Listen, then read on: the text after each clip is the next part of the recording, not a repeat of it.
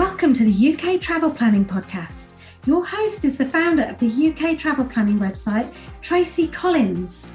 In this podcast, Tracy shares destination guides, travel tips, and itinerary ideas, as well as interviews with a variety of guests who share their knowledge and experience of UK travel to help you plan your perfect UK vacation. Join us as we explore the UK from cosmopolitan cities to quaint villages, from historic castles to beautiful islands, and from the picturesque countryside to seaside towns.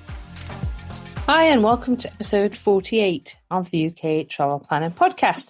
This week, I thought I would talk to you a little bit about visiting the UK in summer, a bit about the advantages and disadvantages of visiting the UK in summer, what sort of things you can expect to do and see, a little bit about kind of what to pack, I guess, and kind of based on our own experiences, obviously, of living in the UK for years and enjoying the beautiful summer weather. I will say that with a little caveat, because it is the UK weather. So, one thing about the UK is that the weather is kind of predictably unpredictable.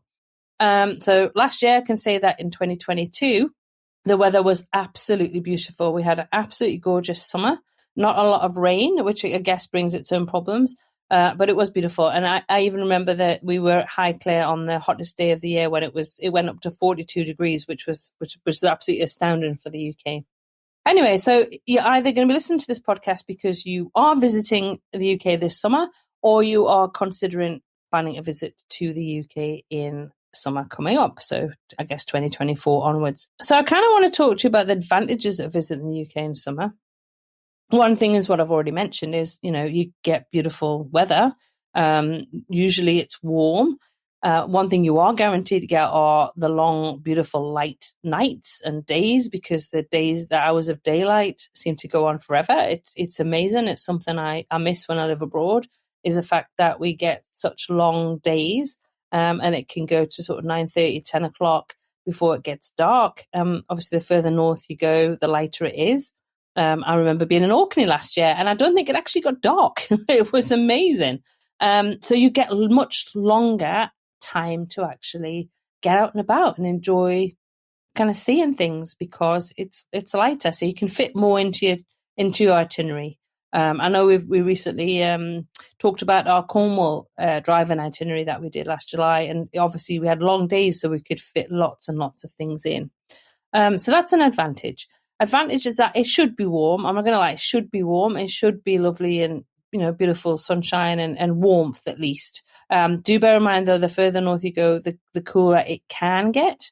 But generally in the summer, hopefully it's going to be fairly warm. Again, put that into context from wherever you live in the world, because I know I live in Queensland, Doug and I live in Queensland. So for us, warm is 30-something.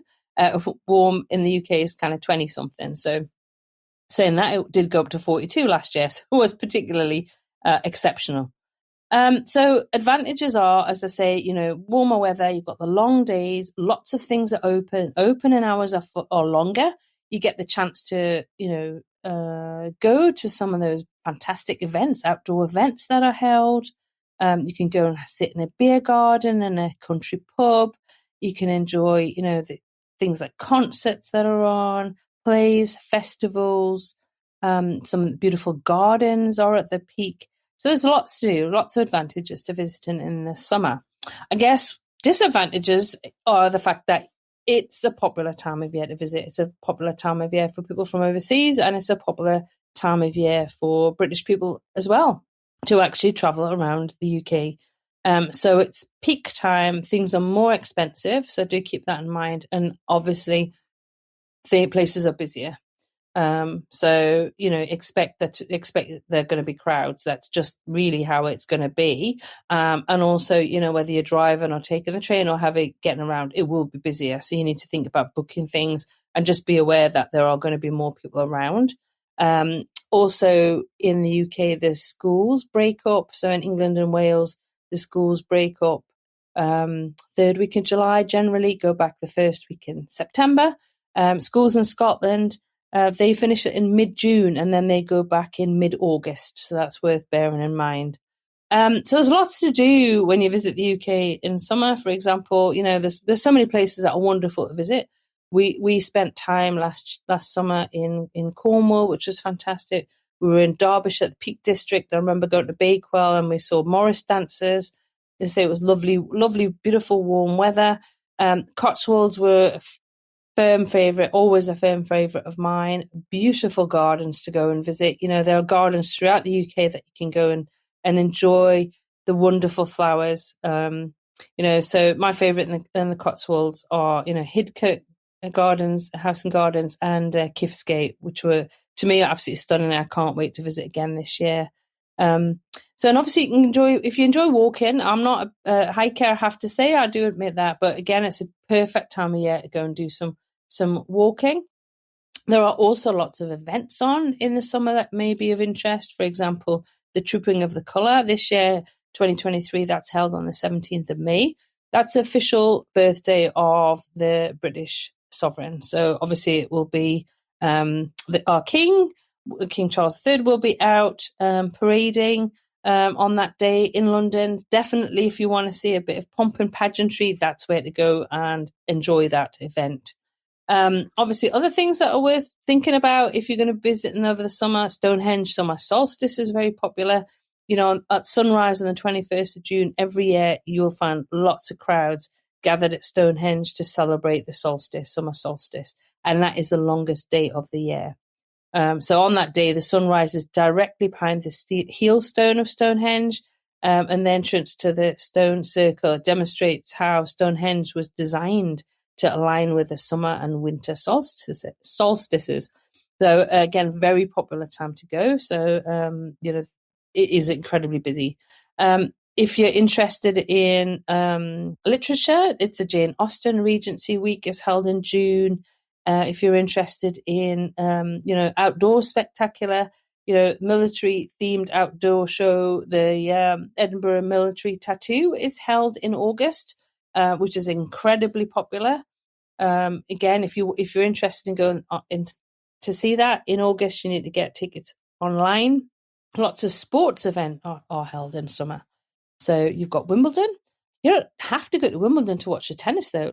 Yeah, I watched Wimbledon last year sitting in a deck chair at Covent Garden, drinking Pimm's and enjoying the warm weather. And again in Cambridge, because quite often you'll find that you have outdoor screens set up and people sitting enjoying the sunshine and having a drink and the tennis. Great time as well, say, to go and sit and have a drink in a pub garden and just enjoy the weather and the sport.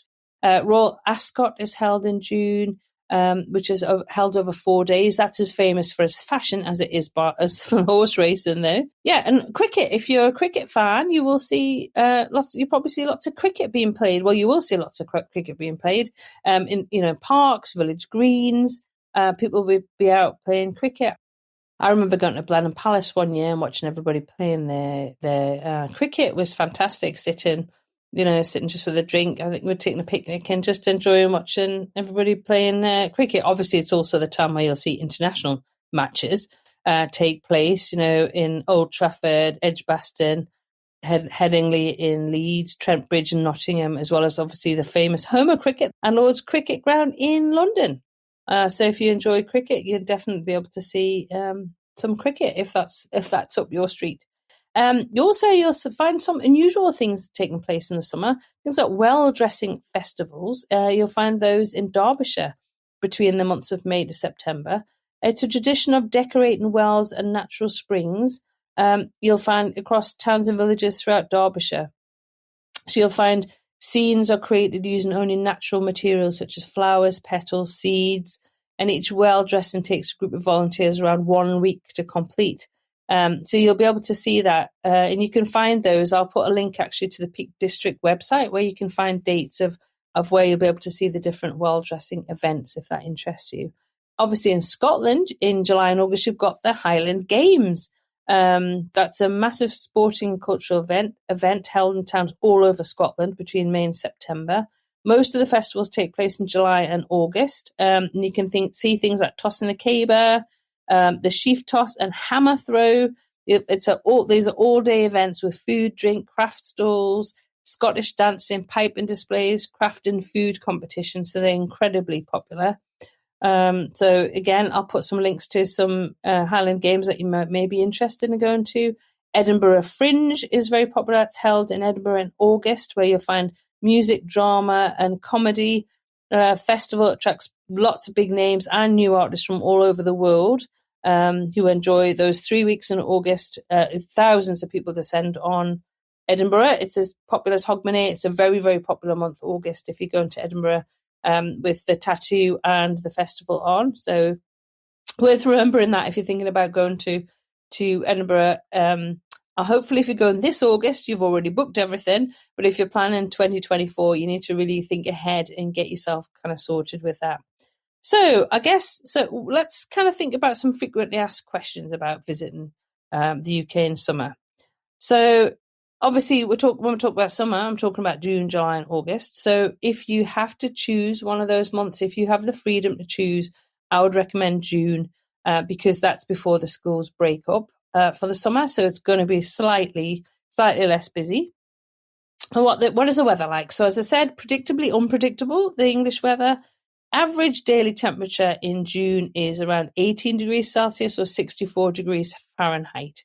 There is an average rainfall of around about 77 millimeters. Whereas July temperature goes up to about 20 degrees centigrade, 67 Fahrenheit. Average rainfall 82 millimeters. August, average temperature of about 19 degrees Celsius or 67 degrees Fahrenheit, with an average a little bit more rain due around 94 millimeters. But again, to say that can vary. Daylight hours, because this is one of my main reasons that I love visiting the UK in summer.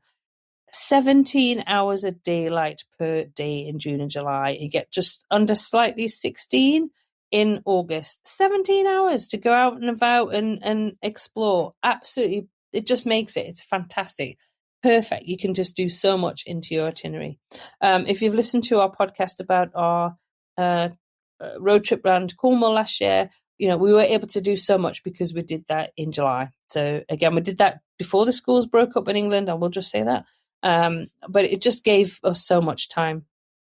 So if you're going to pack to come over in the summer, what sort of things that you should bring? Well, I brought t-shirts, light tops, crop trousers, sandals. I actually even brought shorts last year, not thinking I was going to wear them, but I did. I wore them down in Cornwall where it was lovely. Do remember, though, it is worth bringing just a lightweight jumper, a raincoat, and maybe a pair of trainers, just in case it does get cooler. And obviously, you've got to consider that the further north you go, the cooler it can be. So it's worth considering that. But I think that kind of gives you an overall view of summer in the UK. We spent, say, July and August in the UK last year, June, July, and most of August anyway. And the weather was amazing.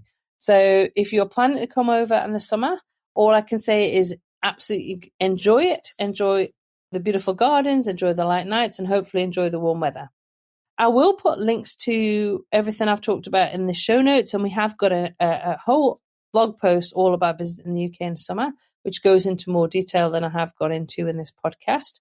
And you can find the information and links to all of the places that I talked about in the show notes for this episode, which are uktravelplanning.com/episode 48. Anyway, but all that leaves me to say for this week is, as usual, I'm going to sign off with those words: happy UK travel planning.